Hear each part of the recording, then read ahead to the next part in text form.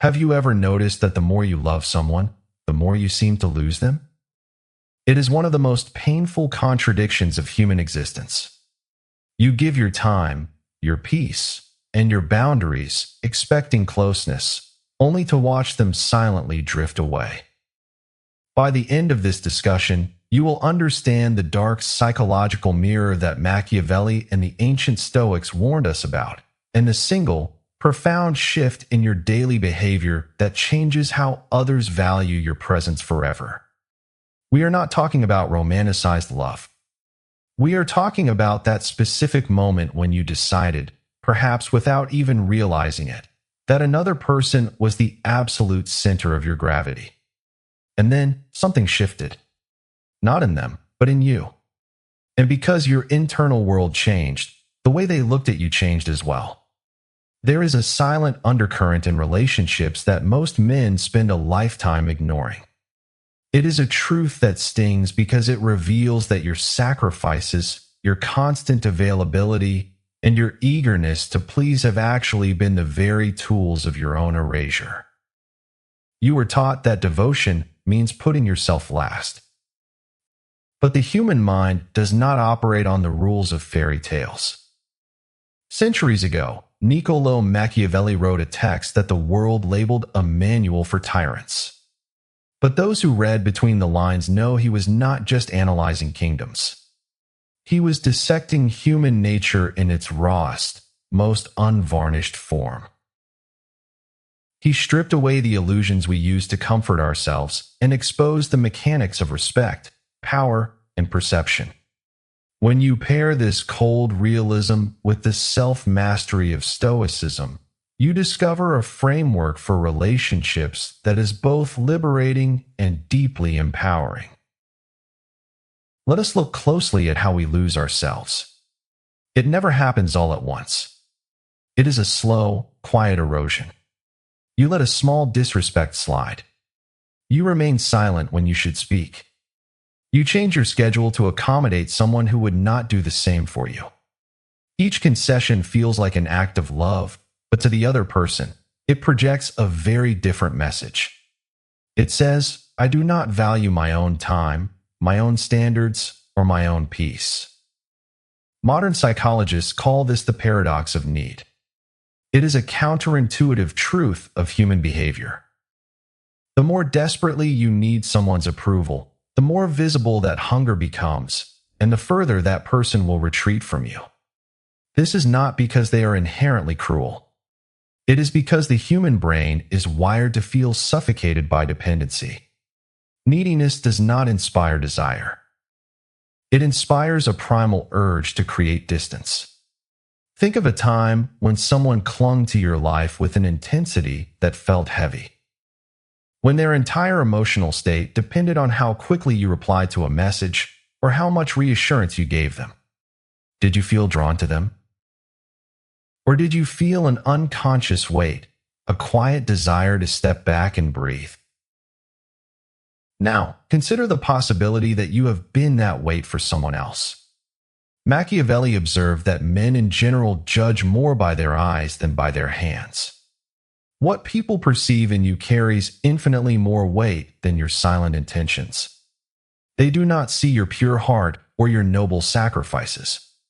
They see what you project. If you place someone at the center of your universe, you project personal scarcity. You signal that your inner world is empty and that you are looking to them to fill it. This is where we must draw a vital line. This is not about playing mind games. It is not about tactical coldness or pretending to be indifferent to manipulate someone's feelings. That is weak and it is exhausting. True strength, the kind taught by the Stoic philosophers, comes from genuine self-reliance. There is a vast psychological gulf between a man who pretends not to care to look attractive and a man who genuinely does not rely on external validation because his life has purpose. Have you ever found yourself staring at a blank screen, waiting for a text response, feeling your entire mood hang in the balance of a digital indicator? If so, You are allowing your mind to be ruled by factors outside your control, violating the most fundamental rule of Stoicism. Respect is never negotiated. You cannot beg for it, you cannot buy it with kindness, and you certainly cannot earn it by sacrificing your dignity. Respect is an involuntary psychological response to coherence. When a person observes that you have clear standards and that you are willing to walk away from anything that compromises your self-respect, they are wired to respect you. Consider a landmark study from Harvard University that analyzed behavioral patterns in long-term relationships. Researchers discovered that individuals who establish clear boundaries and uphold them, even when it causes temporary discomfort, are consistently perceived as more attractive, trustworthy, and respectable than those who avoid conflict at all costs. A boundary is not a wall. It is a map. It shows people where you end and where they begin. Every time you violate your own boundaries to keep someone happy, you think you are saving the relationship. In reality, you are showing them that your rules have no consequences. You are teaching them that they can cross your lines without losing your presence. And when there is nothing to lose, your presence ceases to have value. Machiavelli famously argued that it is far safer to be feared than loved if you cannot be both. For centuries, this has been twisted to justify cruelty. But in the context of human relationships, Machiavelli was speaking about consequence. He was saying that you must not be taken for granted. There must be a real, tangible boundary to your presence. If someone treats you with indifference, and your response is to offer them the exact same warmth, you have removed all incentive for them to value you. This is basic economic psychology. We do not value what is abundant and free. We value what is rare, earned, and respected. Your time, your attention, and your emotional energy are your most valuable currencies. If you distribute them unconditionally to anyone who glances your way, you reduce their value to zero. This brings us to the core of Stoic emotional autonomy. It is the ability to care deeply, to love fully, and to engage with the world with an open heart, without letting your fundamental well-being depend on how others respond. It is the art of being complete within yourself. Imagine two merchants sitting down to negotiate a contract. The first merchant is desperate. His business is failing, his rent is overdue, and his self-worth is tied to this single deal. The other party can sense this desperation in his voice, his posture, and his willingness to accept terrible terms. The second merchant has worked hard, built other streams of income, and has options. He wants the deal, he is prepared to work for it, but he does not need it to survive. He is ready to walk away if the terms are unfair. Which merchant negotiates from a position of dignity? Which merchant is more likely to secure a healthy, mutually respectful agreement? Relationships follow this exact dynamic. The man who enters a connection from a place of choice projects a magnetic, stable energy. The man who enters from a place of hunger projects anxiety. Take a moment to ask yourself honestly, are you practicing self-control because you want peace, or are you weaponizing silence to get a reaction? If it is the latter, you are still bound to the external. You are still letting another person hold the remote control to your emotions. If you have stayed with me this far, you are about to encounter the most difficult truth of this journey. Everything we have discussed is merely preparation for the actual shift, the point where you must choose between the comfort of your attachment and the weight of your own soul. This is where we examine the mechanism of anxious attachment. Many of us carry a quiet, hyper-vigilant fear of abandonment. We watch for shifts in tone, delays in text messages, or changes in mood. We interpret every minor variation in another person's behavior as a threat to our security. To ease this anxiety, we seek constant reassurance. We ask, are we okay? We send more messages. We hover. But this hypervigilance creates a self-fulfilling prophecy. The very behaviors we use to prevent distance are the ones that create it. By crowding the other person, we leave no room for them to miss us, to choose us, or to step toward us. We turn our love into a cage, and then wonder why the other person wants to fly away.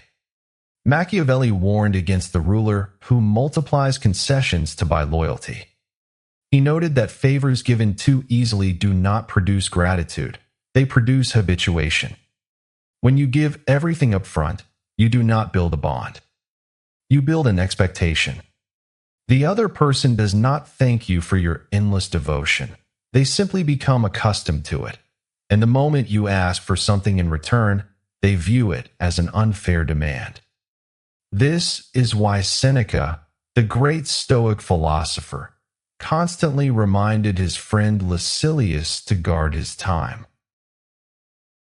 Seneca wrote that we are thrifty with our money, yet when it comes to wasting time, we are spendthrifts of the one thing in which it is right to be stingy.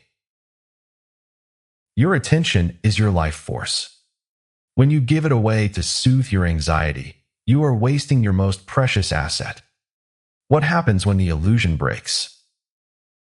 There is a profound, terrifying pain that occurs when a relationship ends or when someone you deeply care about pulls away.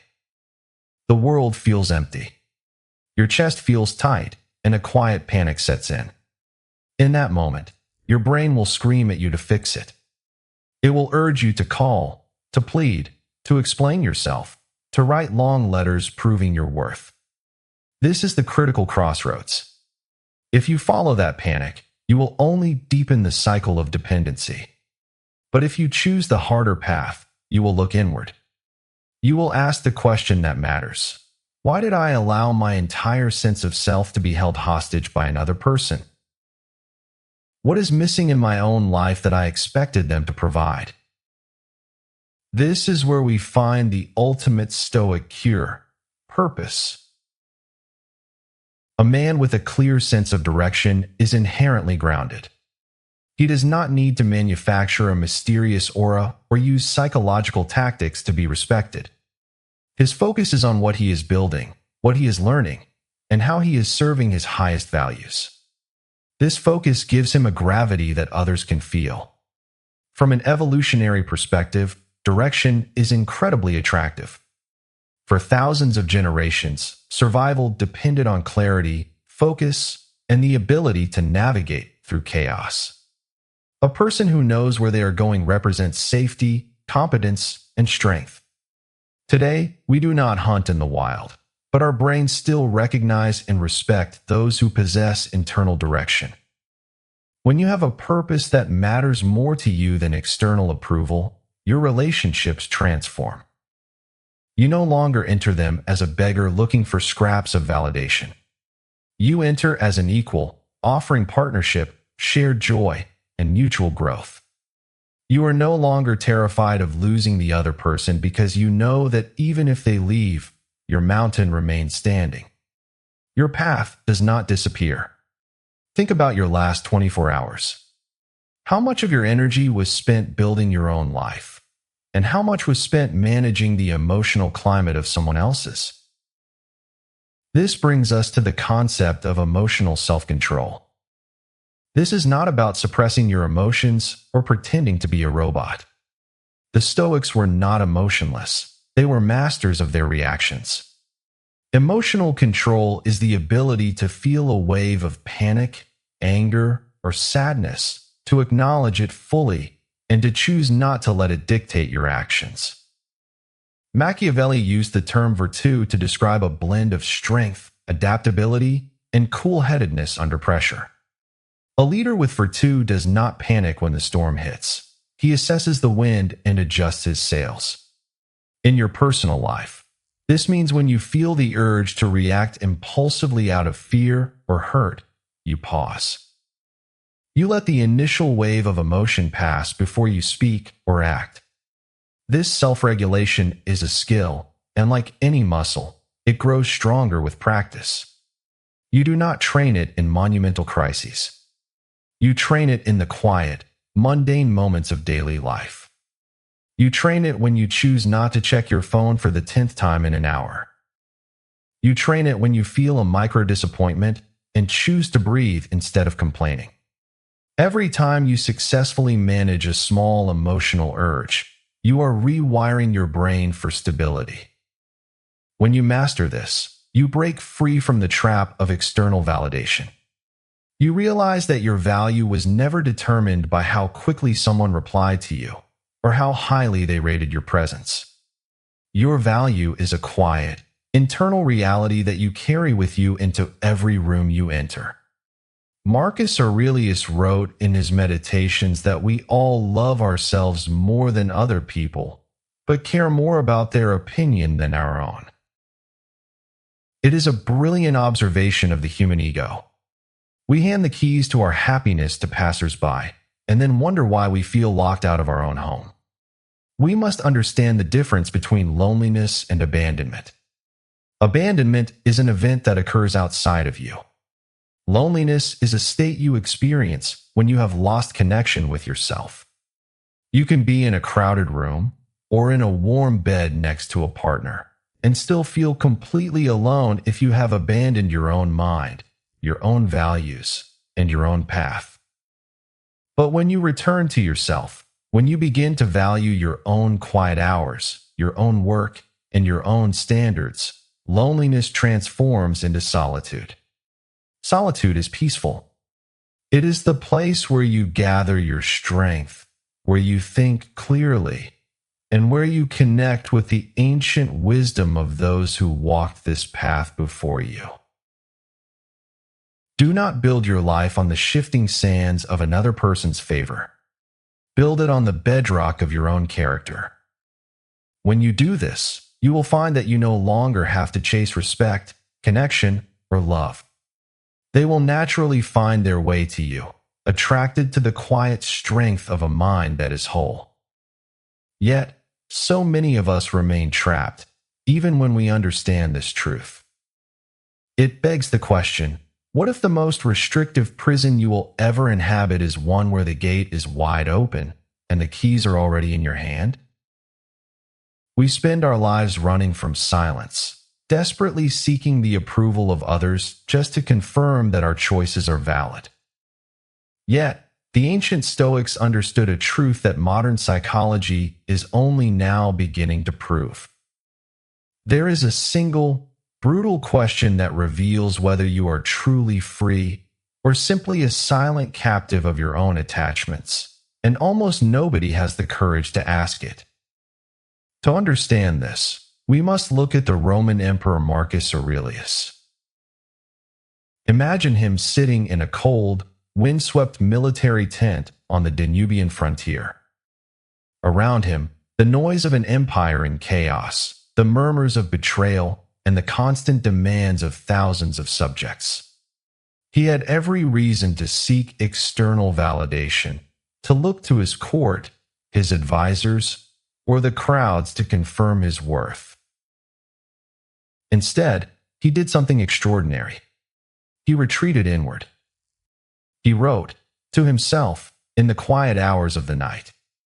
He cultivated a sanctuary of silence within his own mind, a space where the opinions of the world could not reach him.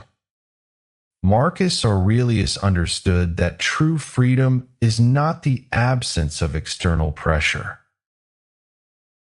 It is the ability to operate from within, without needing the applause of the crowd to know you are walking the right path.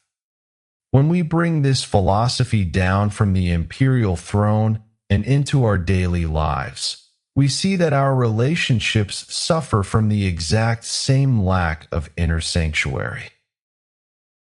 We modern humans have developed a deep terror of emotional solitude.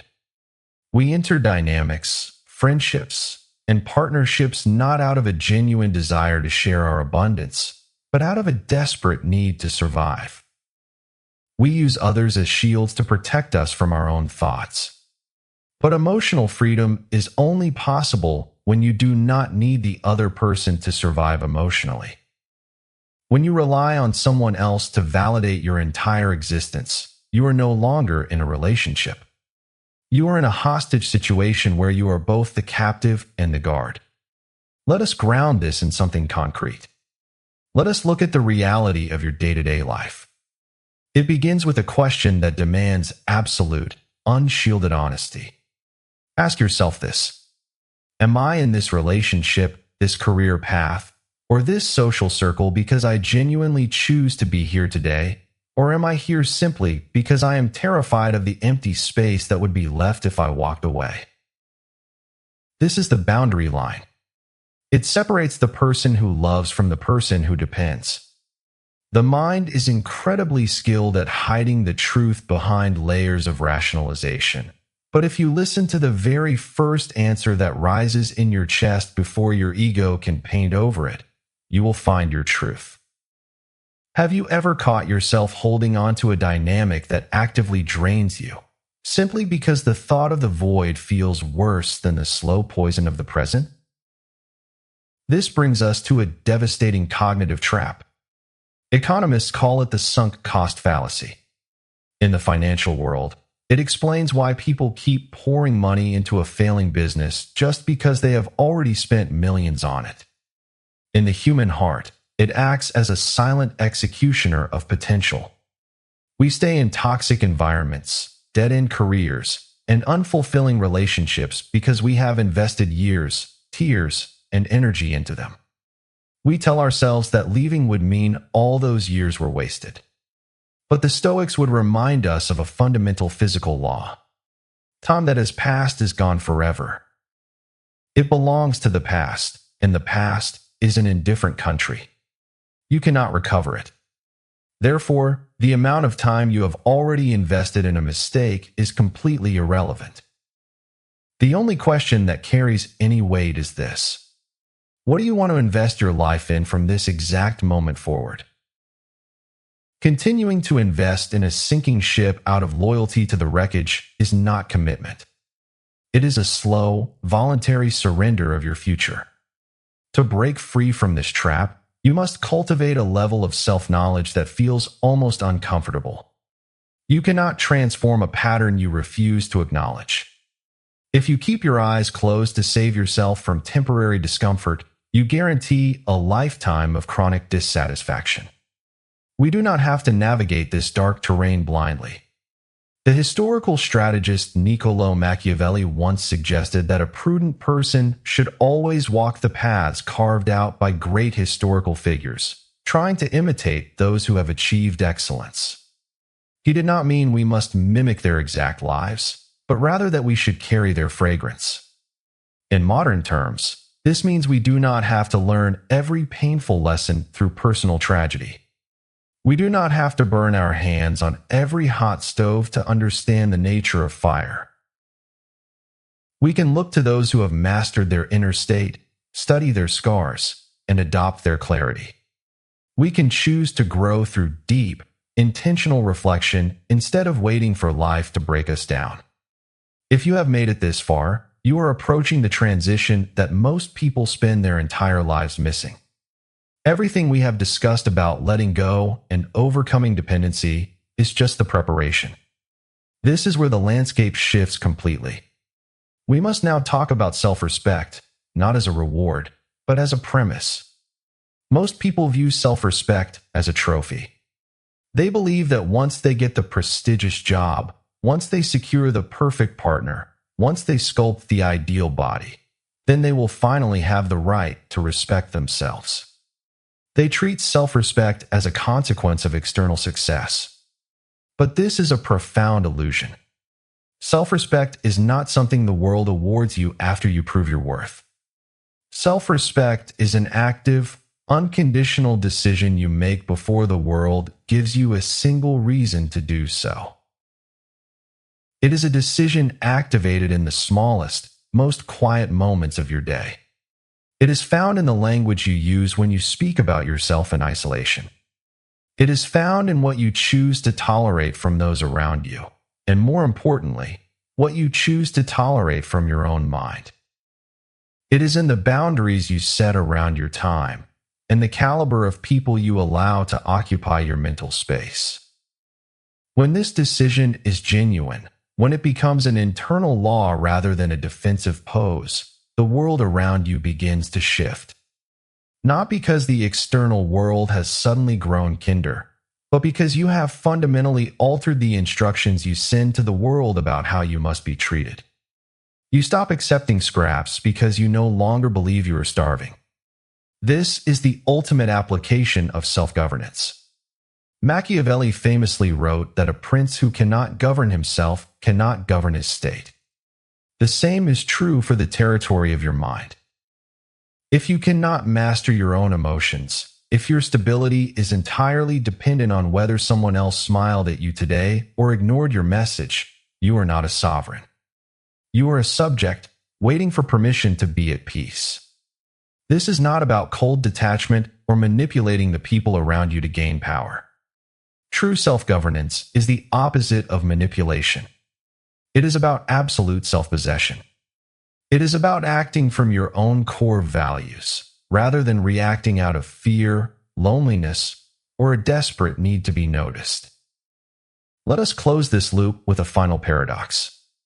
Many believe that to be attractive, to be respected, or to build deep connections, they must minimize themselves. They believe they must hide their true thoughts, suppress their boundaries, and present a diluted, agreeable version of themselves to avoid conflict. But genuine attraction and deep, lasting respect are never built on self-reduction. Those who are respected by the world do not achieve this by pretending to need nothing. They achieve it by demonstrating that they do not need the approval of others to know who they are. They are complete within their own skin. When you no longer look to others to fill a void in your soul, you finally become capable of seeing them for who they truly are, rather than what they can provide for you. If these words found a place in your mind today, leave a comment saying, "I made it, so I know who walked this path to the end." Subscribe to Stoic Mind to stand with us as we continue to explore the depths of self-mastery, and share this with someone who needs to reclaim their inner sovereign today. Stay grounded.